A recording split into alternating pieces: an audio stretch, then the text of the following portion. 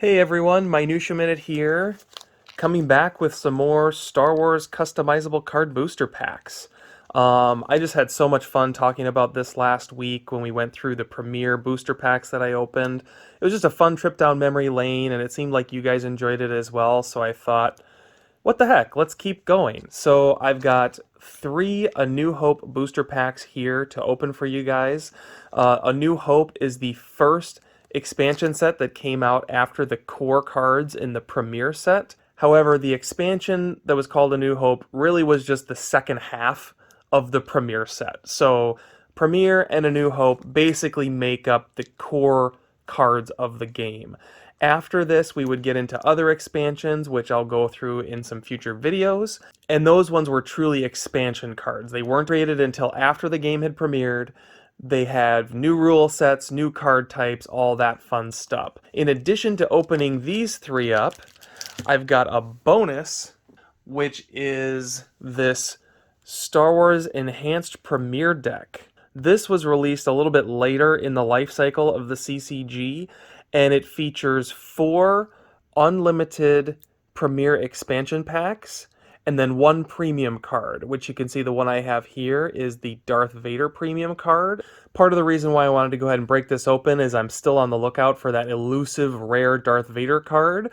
If nothing else, we'll get this Darth Vader card pictured on the front, but that's not the one I'm looking for. It's one of the ones that will hopefully be in the expansion pack cards that are in this deck. There's actually a pretty interesting story that goes along with this particular release that they put out, but I will talk about that when we open them up. For now, let's break into these A New Hope boosters and see what we can pull.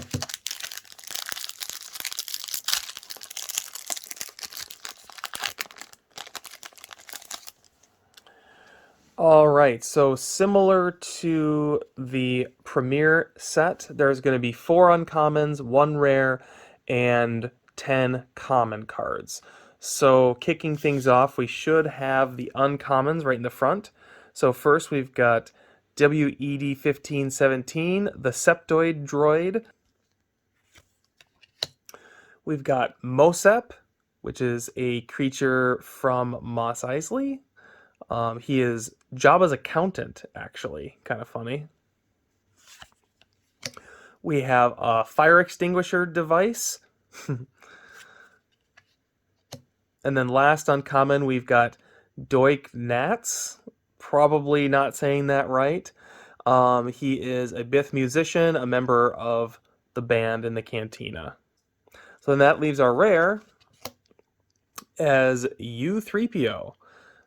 This is the silver version of C-3PO, basically, seen in the background of A New Hope on the Tantive 4. He was a diplomatic droid for Alderaan, but Imperials altered his programming for espionage, making it an unwitting spy for the Empire.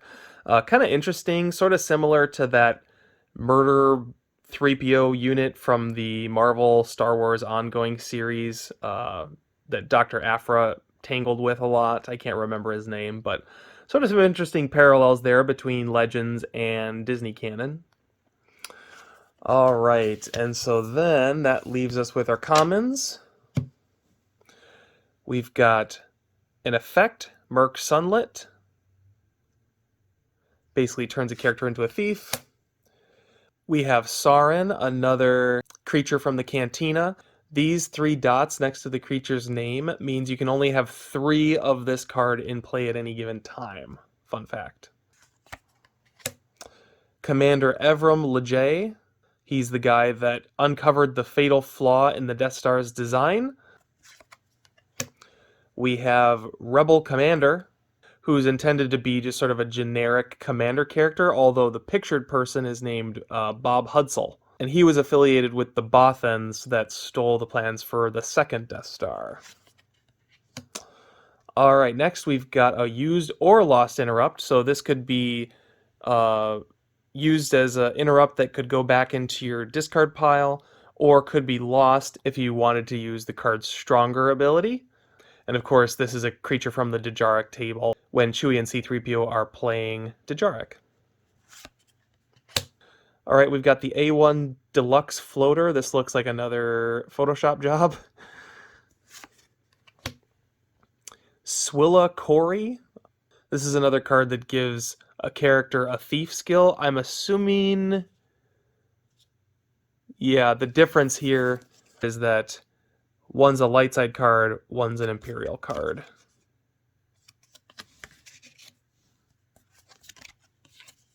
As you can see. Alright, next up we've got Stunning Leader. After a battle and an Imperial site is initiated, use 1 force to cause all leaders and all characters with the ability of less than 2 to be completely excluded from that battle. Alright, we have a Rodian, and here's another one where there can only be 3 of him in play at a time. The cool thing about this card is it gives your bounty hunters and smugglers +1 power. But if you have Greedo in play, it's -1. And then finally, Imperial Squad Leader. And the thing that makes this card cool is if you have him with a series of other stormtroopers, you can move them around the board, all for like the price of 1, basically, because they're considered a unit. Alright, let's break into another pack.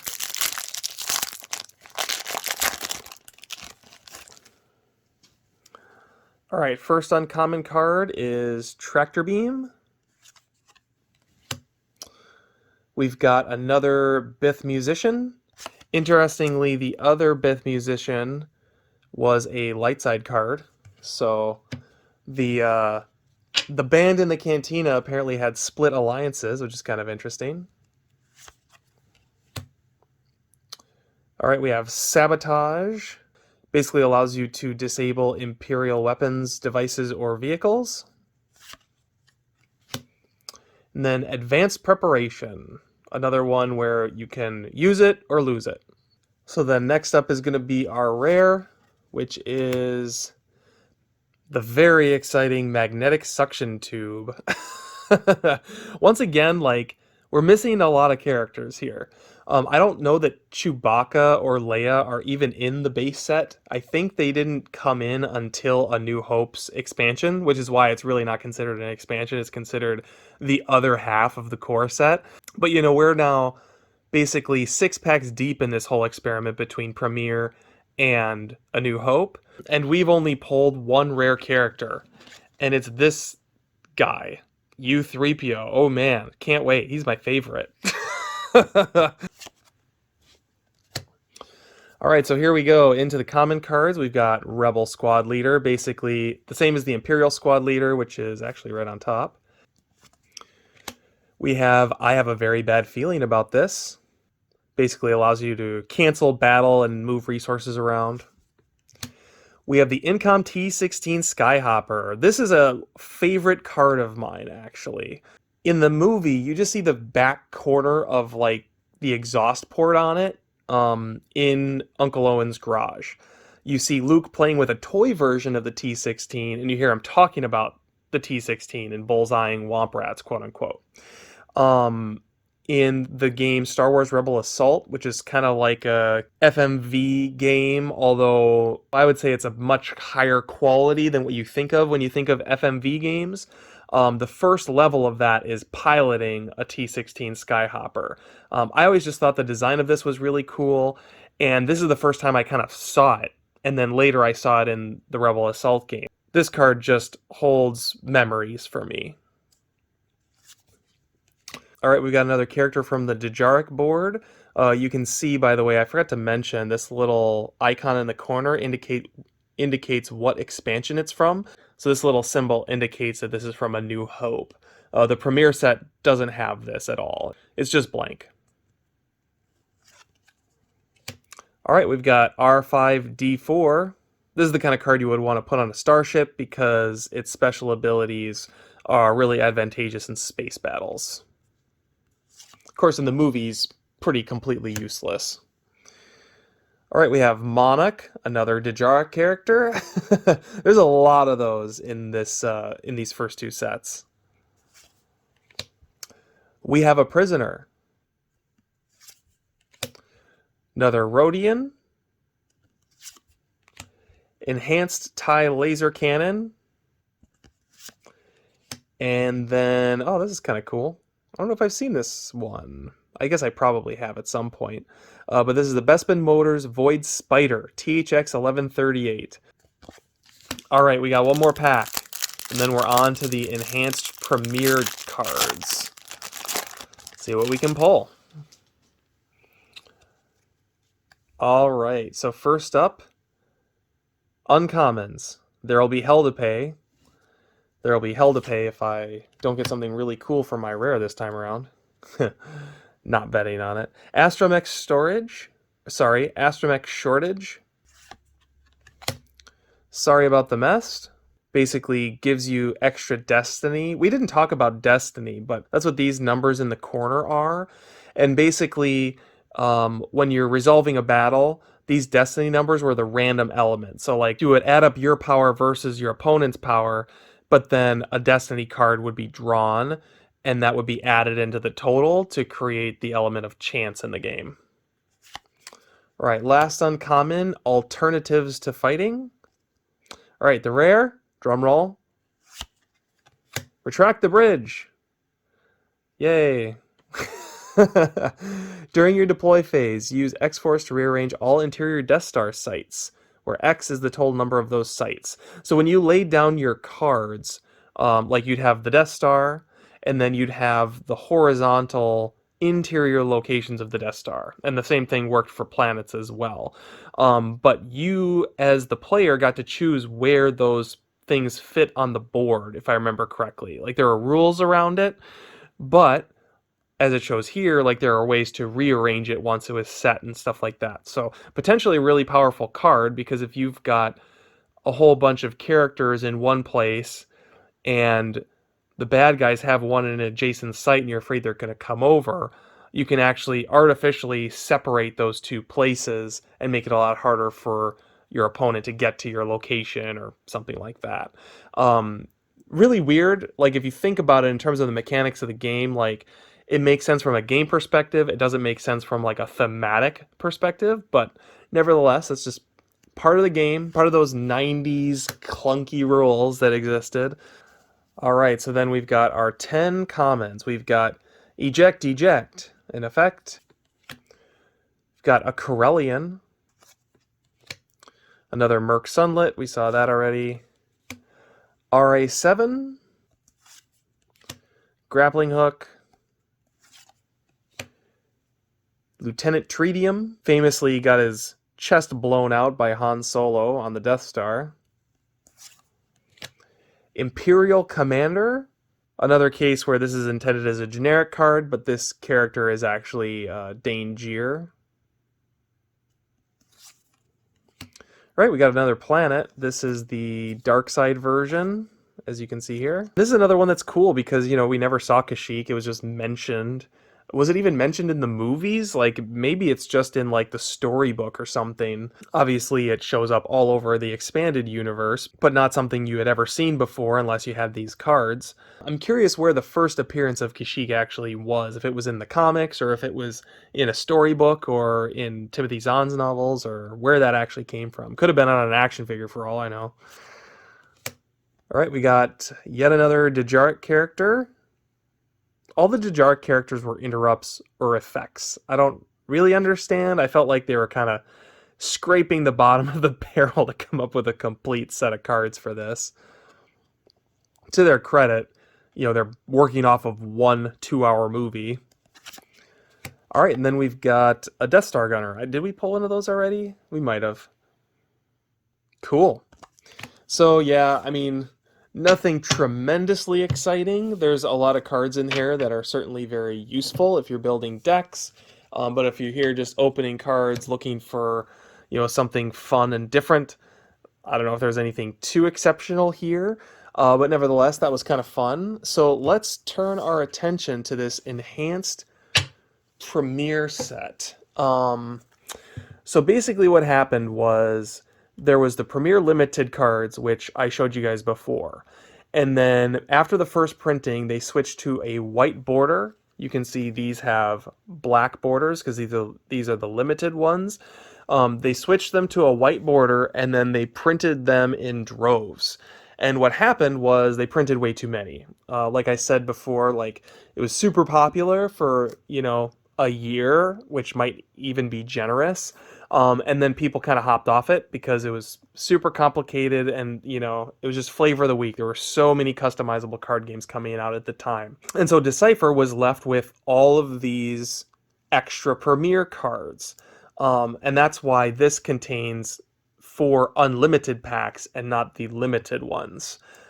Because they were just trying to move inventory. So what they did was they said, well, everyone is complaining that you can't get any character cards in these sets.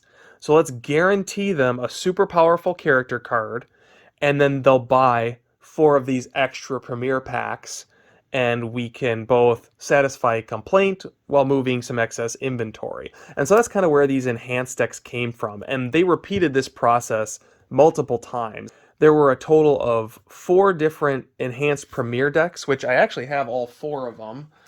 3 of them are sealed. There was Luke one, and an Obi-Wan Kenobi one, and then the one that I've already opened but is still in its packaging is the Boba Fett one, which is pretty sweet. Boba Fett didn't enter the CCG until the Bespin set, which is a few expansions from the one right here. But we're not going to open all those. We're just going to focus on the Darth Vader one today. If you guys ask real nicely, maybe I'll open some of the other ones at another time. But they repeated this process a few times. So the Bespin set got a series of enhanced premier decks. Similarly, there were 4 different versions of it. And then Jabba's Palace got one as well, also with 4 different versions of it. And that one was a particularly exciting one, but you'll have to wait to find out. I'll talk about that in a future video. Okay, so let's crack this sucker open. This is that horrible plastic that, like, crushes your box over time. You almost don't want to leave it in the shrink wrap if you can help it, because as you can see, it, like, continues to shrink and can deform what's inside. Alright, so we'll pop the top here. And as you can see, we've got 4 packs and 1 Darth Vader card right in the front. So what's cool about this card is not only do you get Darth Vader, but it's Darth Vader with his lightsaber. So it's basically 2 cards for the price of 1. And these were super powerful cards when they came out. As you can see, it's got the little icon indicating that he has a weapon. And these were pretty highly sought after. If you look on the top corner, you can see there is this little logo. They're so hard to see. But whenever you see this logo, it indicates that it's a fixed card. There's no real rarity to it because it's a guaranteed card depending on what you're buying.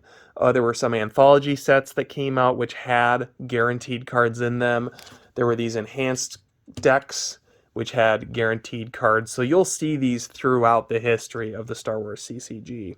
But yeah, this is a super cool card. You can see there's some pretty bad blemishing on this one. The quality on these cards in general, actually, just running the light over it, you can see is very low, especially compared to today's standards. But even at the time, they were pretty poor quality. And this is in here without anything. Like, other than that front wrapper, this is literally just, you know, sitting in here completely exposed, which is not something you would see today. Alright, so we've got our Darth Vader. I'm happy. Let's see what we can get out of these 4 premier decks. We'll run through these pretty quick because this video is going to get super long otherwise. Let's crack open the first one.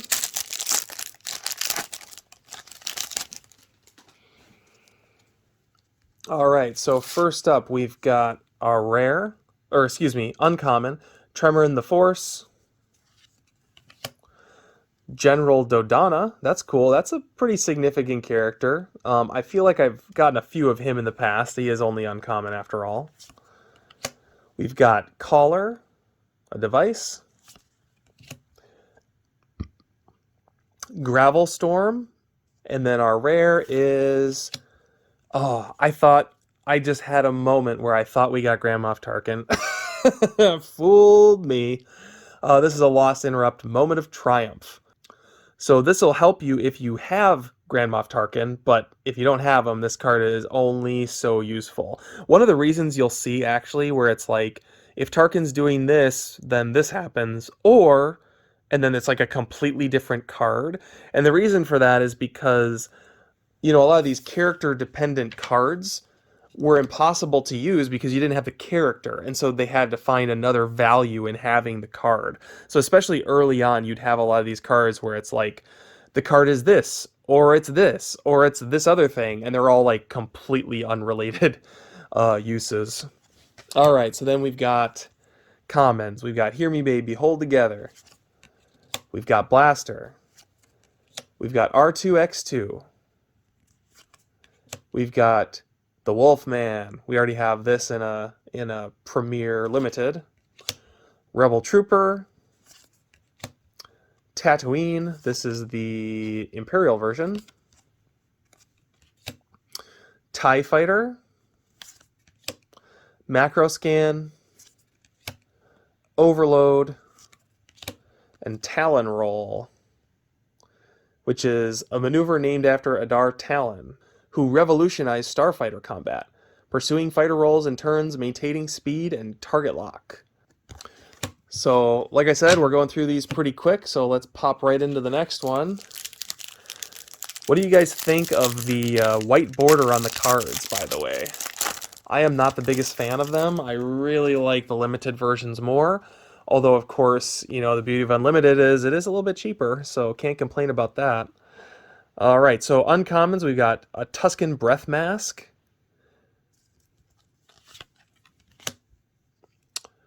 Navarus Leads. This is an interrupt named after a smuggler in the cantina.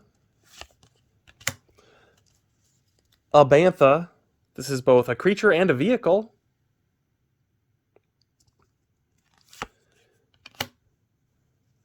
Woo Her, which is the name of the bartender in Mos Eisley Cantina.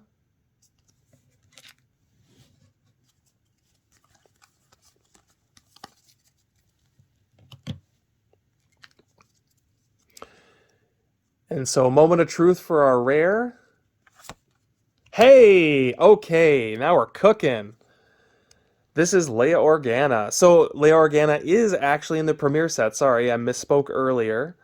So this is the strong-willed princess from Alderaan, youngest Imperial Senator ever. Is she younger than Padme Amidala? I guess that wasn't the Imperial Senate. Used diplomatic immunity to spy for rebels, led relief effort on Raal Tyr, and is a natural leader. The relief effort on Raal Tyr, I believe, is a reference to the Star Wars radio drama, which, if you haven't listened to, is awesome. And the first 2 episodes take place before the start of A New Hope. So you get an episode with Luke on Tatooine, and you get an episode with Leia on a Mercy mission. And I think that's what they're referring to here with that Raal Tyr line. So she's Power 3, Ability 3, she's Force Attuned, and she adds 1 power of each rebel present with her at a Death Star site. She has diplomatic immunity to attrition. And this is a perfect example where it's like diplomatic, in quotations, immunity to attrition. So that's just them being like quippy. But the problem is these cards are so text dense, like you would never see that today. Like, like no one's gonna put some cheeky jokes in the rules of the cards. Like, it's confusing because you say diplomatic immunity to attrition. Is that somehow different than immunity to attrition? Like, who knows? I appreciate the attempt at humor, but you've just confused everyone. All right, we'll put this up with Darth Vader. All right, Scomp-Link Access is our first common. R4E1, I'm pretty sure we've seen that before. Don't underestimate our chances. Collision. Lift Tube. Timer Mine, we've seen that one. Gaffy Stick, we've seen that one. R4M9, maybe we've seen that one before. Banis Keeg. And Omnibox. This is like the dumbest card, I feel like. Basically, it lets you shuffle any player's deck, which I guess I don't know why you would need to do that. Like, I mean, there are some games where that's useful, but I don't know how much of a purpose it really serves in the Star Wars CCG, although it does have a Destiny of 5, so if you need some heavy-hitting firepower during a battle, this card does have your back. Okay guys, we got 2 more packs to open, and now I am getting really excited because I pulled a Leia Organa. Let's see what we got in the penultimate pack. Alright, first uncommon, we've got Crash Site Memorial, Fingerin' Dan. Nice little punny name there. It's definitely kind of interesting that the Cantina band is split between the A New Hope expansion and the Premiere set. Just kind of interesting to note, I guess. We've got a Reactor Terminal. We've got Ponda Baba, famously appearing in both the original Star Wars and Rogue One. This guy is there with Dr. Ezevan, who is someone who experiments on dead people or something like that. I can't remember exactly. So that leaves our rare card, which is this guy. What do you do? So this guy's actually pretty powerful because for every lightsaber icon present on a location, he adds 1 power. And if it's nighttime conditions, which is I don't know if it's an interrupt or an effect. I think it's an effect. It's actually +2. So that's pretty powerful. All right, so then we're on to our commons. We've got Docking Bay 94, which light side version. We've got Evaporator. We've got We're Doomed. We've got the Yavin 4 Jungle. This is another light side version. I don't know if there's a dark side version of that one. Yavin 4, I'm pretty sure there are 2 versions of. This is the light side one. Stormtrooper Backpack. Ubrikian 9000. We pulled this last video. Collateral Damage. Dead Jawa. And R1G4. Lots of random aliens and random robots in Premiere and A New Hope. Alright guys, last pack. Is this going to feature the elusive Darth Vader card that I've wanted since I was 10 years old? We're about to find out. Alright, kicking things off with the uncommons, we've got Out of Nowhere, Corellian Corvette, Full Scale Alert, DS612. This is a cool pull because we pulled his vehicle in our last round. He pilots Black 3, if I remember correct, or maybe it's Black 2. Oh, sorry, actually it says right there it's Black 2. Obviously, DS612. Alright guys, so drum roll for the rare. It's a light side card, so not Darth Vader. It is... Oh god, these are the worst. Okay, this is a Tag Seeker. So this is a homing mine. And there's a bunch of these. So basically, if you have a particular card in play, this is a weapon that like tracks them down or something like that. Or if they go to that place, it like automatically defeats them, whatever. Super lame, and they're all rares. So like, what are the chances you are playing a game that's going to have tag in it, and your opponent has the rare Tag Seeker card? This is the epitome of what drove people nuts about the Star Wars CCG. This card right here. Alright, well, that's alright. You know what? The highlight of this was DS612. That's still pretty cool. And the real highlight is this beautiful Leia Organa card. Alright, let's see what we got for the rest of our commons, and we'll wrap up the video. We've got Hyper Escape, Proton Torpedoes, Friendly Fire, Jawa, Saitor Kalfas, Precise Attack, Dark Maneuvers,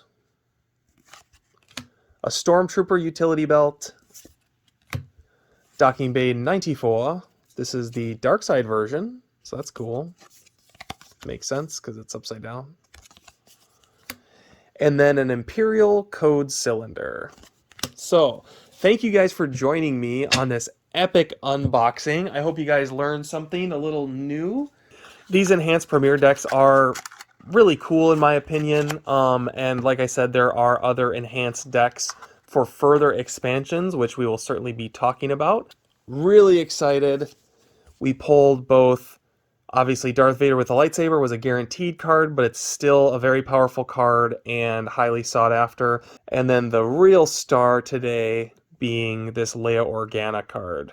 I have actually pulled a Leia Organa before. I don't remember if it was limited or unlimited, but I do have a couple copies of this.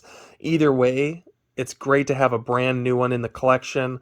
I'll have to pop this in a sleeve and save it for a rainy day. So I hope you guys enjoyed this video.